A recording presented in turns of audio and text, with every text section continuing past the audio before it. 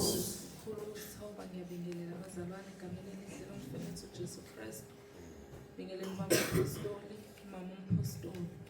Bingelela abefundisi bonke abakhona egameni elihle lomfelethi uJesu Kristu. Nabasihambele egameni likaJesu siyababingelela. Siyathokoza ukuthi bakhona phakathi kwethu egameni likaJesu. Bingelela ubaba, umama, abantu abasha nabantwana abancane. Bingelela omakhelwane, khona omakhelwane balasiphuma khona. Ngiyaxolisa sinenkinga lama levels yami athi awuzwakali ku WhatsApp. Jesu Kristu inkosi. Jesu Kristu inkosi. Ku WhatsApp awuzwakali.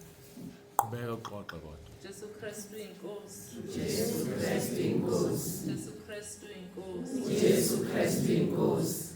Ngiyabingelela omakhelwane esisuka nabenzansi lebesakhe khona. Nomakhelwane balama bayakhona. Sibingelela abasihambele, siyabona bakhona nabanye abasafikile egameni likaJesu.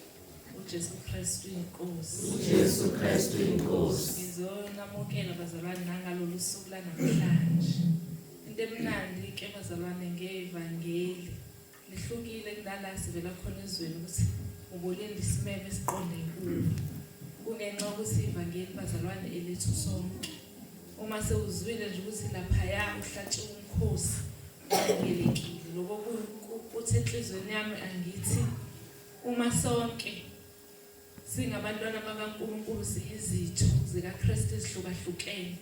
Uma sewukhona nawe ukhona zizwele usekhaya ngoba kahle kahle ibandla linye ibandla likaNkulunkulu. Kathi umpostoli mayishumayela athi inkosi mayibuya ayizithi ukuzolanda ibandla lasentabeni kodwa yofika ithathe lapha nalapha labo abenza intando kaNkulunkulu. Ngalawo mazwi ngithi bazalwane sonke samukelekile ekhaya egameni likaJesu. Thizwi lenkosi owesifazane owayehlushwa umopho wathi mayezi ukuthi uJesu khona endaweni wagijima wathinta umphetho wengubo yakhe.